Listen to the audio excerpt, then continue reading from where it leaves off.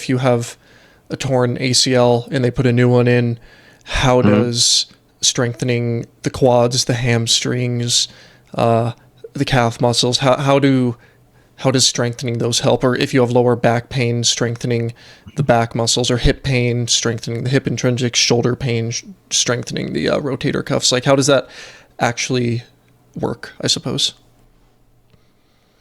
I'll approach this in two different ways. Okay. The first one is articulation. So let's say you have chronic shoulder pain, right?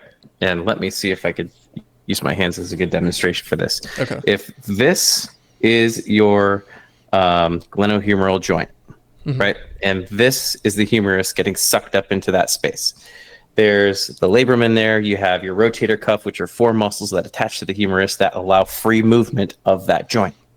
Well, if we turn to the side, let's say this area is where your pec is, and this area is where your back is.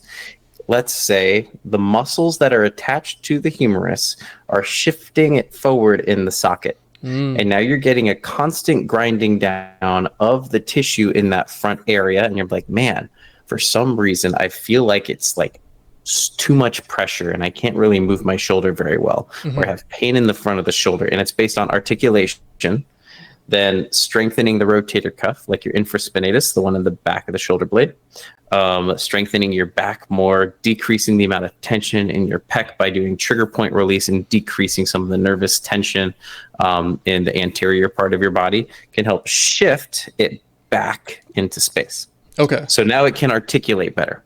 So, and that's just a very small local example. It takes much more than just that, because you're also talking about how the shoulder blade moves, how the rib cage moves, how the spine moves, everything that goes into how the shoulder actually articulates.